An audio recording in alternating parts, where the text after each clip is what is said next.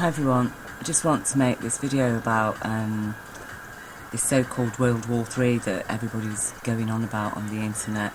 And as you can see from these videos here, there's, look, somebody's even put how it will start. Okay, and and then it's USA versus China, and Putin and Iran, Russia and Iran are going to be in it as well against us. Us, I say, and this is, excuse me, this is the point that I wish to make, and that's why I've made this video, is that who is us and we, or us and them, in this war? You know what I mean? What side is really good? That you could say it's a war between good and bad, or, goodness over evil, as it were.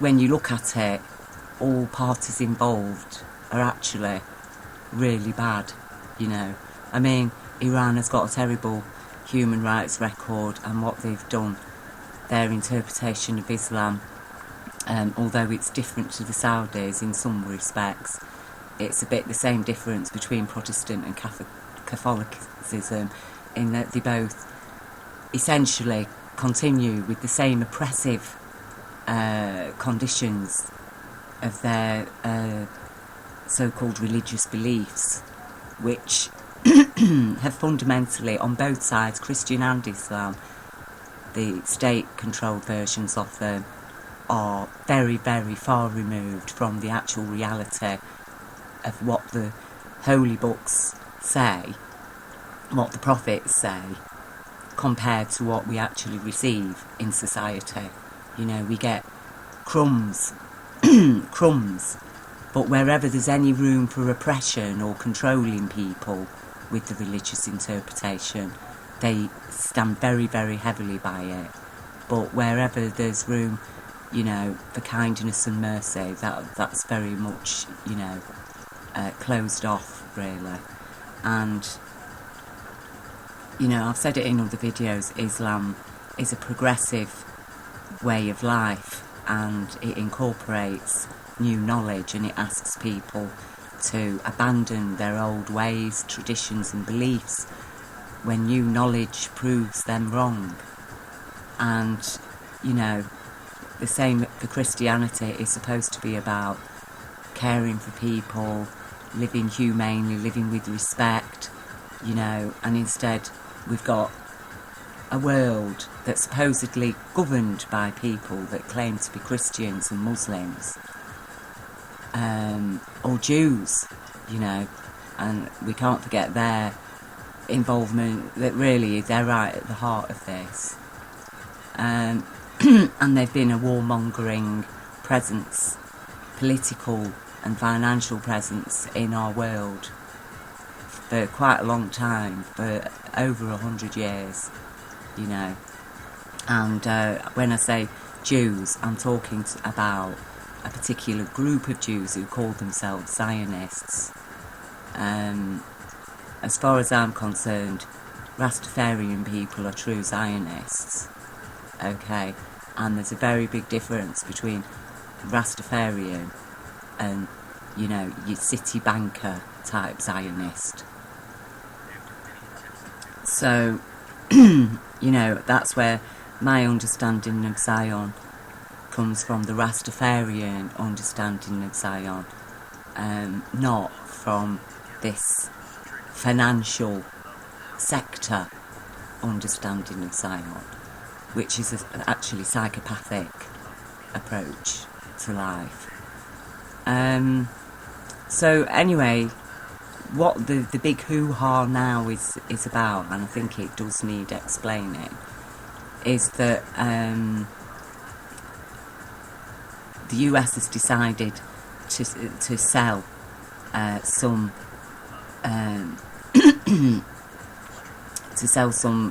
equipment to Iran that would allow Iran then to defend its airspace, so that it would know if, say, America decided to send bombers in to bomb their nuclear power plant, Which, you know, who would bomb a nuclear power plant, really, when you know what the devastation that would cause to the whole area in Iran, the amount of suffering and pain that would cause to everything, all the life. But they would do that, okay, and now Israel particularly is very unhappy because Iran will have its own air defence to stop that from happening. So everybody's complaining in Congress that, you know, this means that they can't just go and bomb Iran, and now Iran's going to be a threat because apparently there's going to be some sale of Russian missiles to Iran, you see. So on one level you could take it at face value and say, oh well, yeah, they are going to be scared because they're getting Russian missiles that being sold to Iran, and now they're going to have air defence as well. It's getting really serious, you know, and I'll just play you this extract from this news report. Hailed by some as the agreement of the century, the nuclear deal with Iran still needs to get the green light from US lawmakers. The September vote is heading towards a bitter standoff between President Obama and Congress, and the rhetoric around it has been escalating. Republican presidential candidate Donald Trump has said that accepting the deal would, quote, lead to a nuclear holocaust. You know, this is how absolutely ridiculous things get. You know, Iran having missiles and air defence will lead to a nuclear holocaust. Well, there's been 3 nuclear holocausts in this country up to now. In this country, on this planet. Well, actually, there's been 4, because you can call all the thousands of nuclear weapons testing that's been going on since the 1950s and what have you. Them in itself is one nuclear holocaust. And then you've got the dropping of atomic bombs on Japan. That's the 2nd nuclear holocaust. And then you've got the Chernobyl explosion. That's the 3rd nuclear holocaust. Now we've got the Fukushima explosions, nuclear explosions, 4th nuclear holocaust. We've had 4 nuclear holocausts on this planet. 2 of them have been created by USA military. Okay? That's the USA military, first of all, developing the nuclear weapons in the first place, and all the testing that they've done. And then other countries have been involved in that as well. And then the Japan atomic bomb, Nagasaki and Hiroshima. You know, and then we've got the 3rd and 4th Holocaust, which have been caused by banking corporations. And we know behind the banks are the Zionists. Well, they call themselves Zionists. They're not Zionists. They're not even Jewish, because if they were Jewish, they would love Jah, and, you know, they would uphold Jah law, and they'd live with respect and kindness, but they don't. So we know that they're not of any religion except a subversion of it, which really would have to be Satanism, wouldn't it? Which I call sadism, because that's what it is. And it isn't really a real thing, you know, it's just men's imaginations, men's vain egotist. It is an entity of the ego, and it makes itself real a lot by imposing itself sexually on children. That's how it, you know, it gets its most power, by damaging the next generation so that they're more easy to abuse in adulthood. And also making sure that there's a lot of damaged people out there who are then going to damage more people.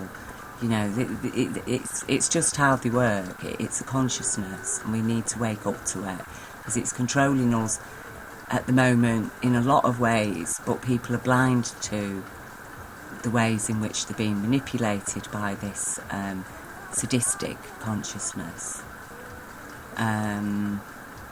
and it does create all kinds of things, especially jealousy. It feeds off jealousy, and you know, from jealousy is derived hatred, possessiveness, all kinds of things, you know, and jealousy itself is rooted in insecurity, and everybody in a lawless world feels insecure, you know, and again, that's what they like, because they know that insecure people will seek security, and they offer them security in lumps of gold, which they've valued very highly. They put a very high value on these lumps of gold that really, what can they do for you, you know, ultimately. Gold is not going to do anything for you. So, because at the end of the day, in order to benefit from the wealth that gold supposedly has created by its highly inflated value, is useless unless you can buy things with it that people have made and worked for, or life itself has delivered. So, you know, gold is directly dependent on life to support its highly inflated value.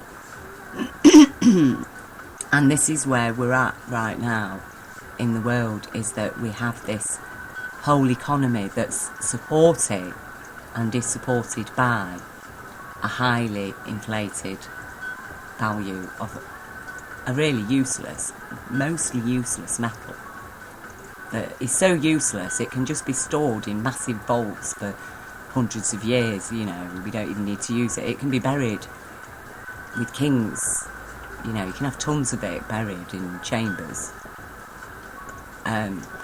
So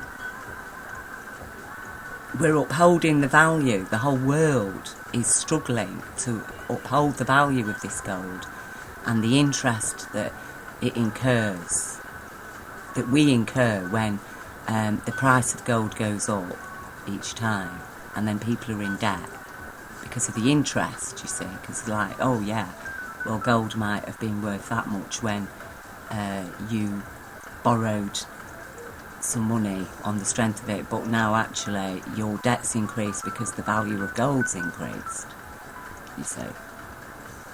So yeah, you might have started out owing £100, but actually you owe us, you know, £50,000 now. That's one aspect of it. And the thing is, the truth is that the gold itself, at one time, the gold itself was supporting the economy, you know. But now, gold isn't supporting the economy. You know, it's doing very little for us. What is it doing in the economic market, really? Why is it there? And, you know, all of these financial shenanigans, they're what have led to the development of nuclear weapons in the bloody first place, and nuclear energy, because, again, they've always been bomb-making factories. That's what nuclear reactors are, because you can't make a nuclear bomb without a nuclear reactor. That's the fact of it. But it's been sold to the public that, oh, it's going to provide you cheap energy, and they make us pay for it as well.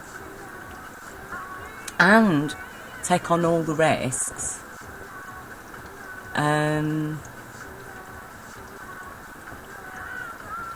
I just really...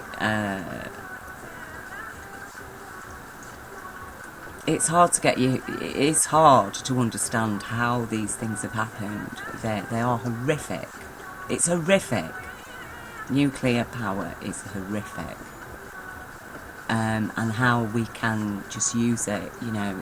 I mean, Einstein was disgusted. He died very upset and burdened with guilt, because he genuinely believed that if America had the first nuclear weapon, then no other country in the world would ever be able to develop a nuclear weapon, or, you know, that would put a stop to it, and nuclear power would never be used. He was horrified when they dropped 2 atomic bombs on the Japanese people. And again, we know that was all orchestrated by the false flag event of Pearl Harbor, which now, time has told it was a false flag event. We can't be left in no doubt of that.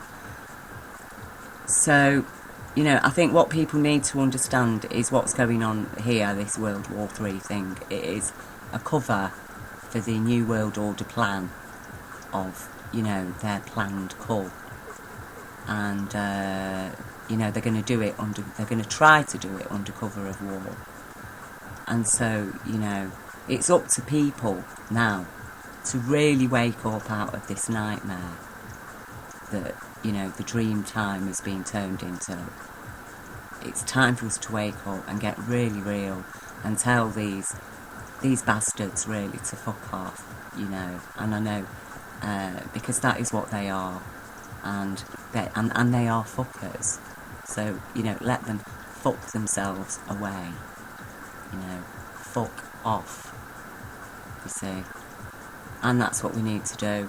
And we need to stand up, we need to get really real, because our children's future is at stake here, and if we let these people succeed with going on with their evil war, which they've all, they're all involved in it themselves, it's like a Monopoly game, isn't it? At the start, you give everybody some pieces to play with. So Iran's being given some nuclear missiles from Russia so it can play in the game.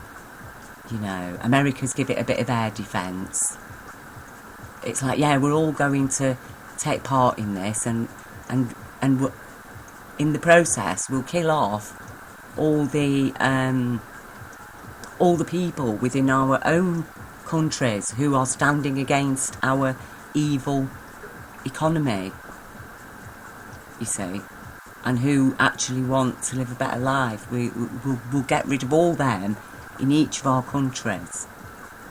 That is what is going on, and that's what they did in World War I, that's what they did in World War II, but it backfired on them in World War II in Britain, because Britain stood up and said, sorry, we're not going to go back to being slaves. But now they're telling us that we are going to go back to being slaves, because all that generation have died now, most of them, and they've had their benefits, but it's like it was only for them, and now they're gone. Us lot, sorry, it's back to Victorian Britain. And I think we shouldn't trust any of our MPs, really. I think there's the odd few that can be trusted, but any MP who supports the idea of Britain taking part in this World War scenario, I mean, the very fact Cameron sent troops to the Ukraine is outrageous, and the British people, if we don't stand up and say, sorry, this is a democracy, we want our troops out of the Ukraine, we want no part of this World War III, thank you. We've had 2 world wars in this country. We don't want another set of war memorials for this generation to grow up with, looking at the dead of World War III.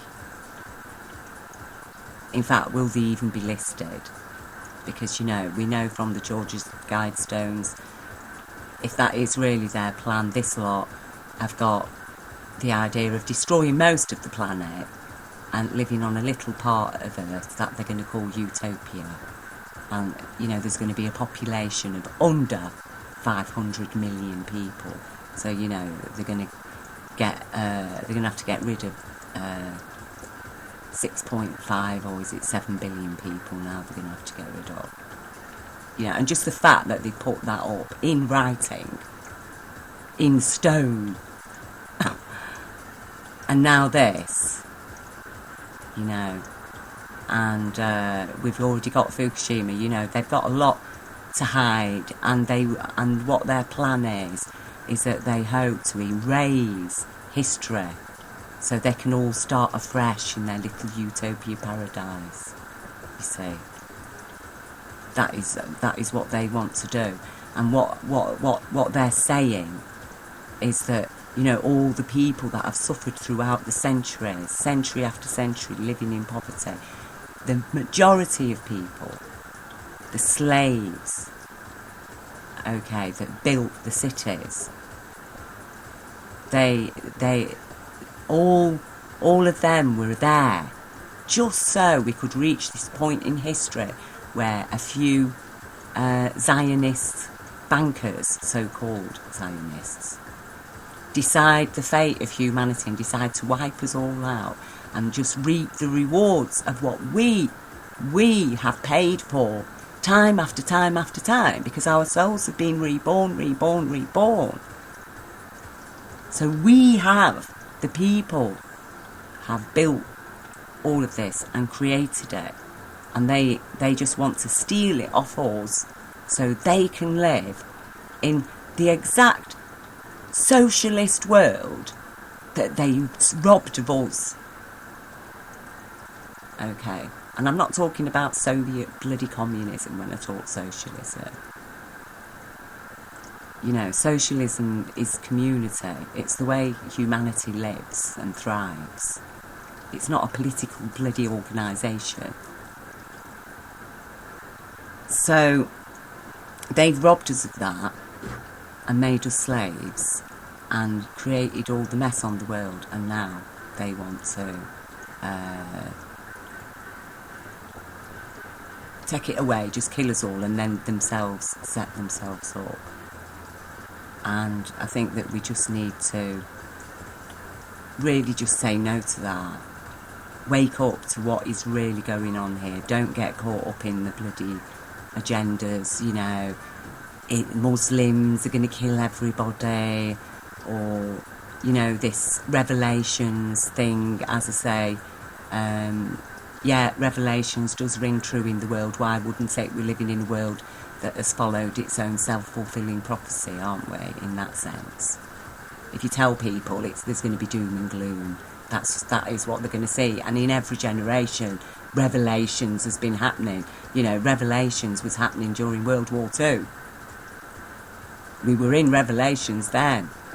You know, you can bring Revelations out at any point in history, really. But, you know, is it really a revelation? It's a what the revelations contain is the prophecies in the Old Testament. So go and read them and choose, because the prophecies are there for us to make a choice. Which one do we most believe? Which one do we most like? And as I say, Jesus recommended Isaiah, and that stood by Isaiah, and so do I. You know. And also Jonah and Job, because those are the important stories that guide us most correctly to the way of compassion. And at the end of the day, the very fact that Revelations is in the Bible is only because a group of Romans decided to put it in, and they left the Book of Enoch out. So if Rome hadn't decided to put Revelations in, we wouldn't have Revelations. So, you know, as far as I'm concerned, the fact we've got Revelations in the first place, and that it's dependent on a few Roman officials who stood against those who didn't want to include it, then, you know, I'm sick to death of it, really. You know, I'm sick of it. I think it's a horrible thing that humanity's had to live with. And to live with this threat that God's going to come and destroy everything, when, you know, God has not ever said that. Jah has never said that. Jah said if people live good and right, it will never destroy those people. And as I say, the story of Jonah proves it. God threatened, God said he was going to destroy the people of Nineveh. And then when Jonah went and told them that, they all begged forgiveness and stopped being bad, you know, decided to live lawfully. And so they didn't get destroyed. So that's Jah, okay? Jah might get angry and threaten things, but when people say I'm sorry and change, and suddenly Jah is like, oh, okay then. Because, you know, Jah's a nice person, reasonable. You see, reasonable. You can reason. These people are unreasonable. They're very unreasonable people. The only reason that they live for is money and power. That's it. That's their reasoning. So, as I say, I think we need to abandon this present system, the present thinking. We need to clear our heads of their thinking, their whole approach to life, because new knowledge has come, and we need to now, live by that, by the understanding of that new knowledge. That means we stand under the new knowledge, and the new knowledge of quantum energy confirms that we do have a soul. Okay? So it's not a religious belief anymore, it's a scientific fact. And that's why this lot are getting really worried now, because they know when the penny drops, nobody is going to believe in their gold anymore.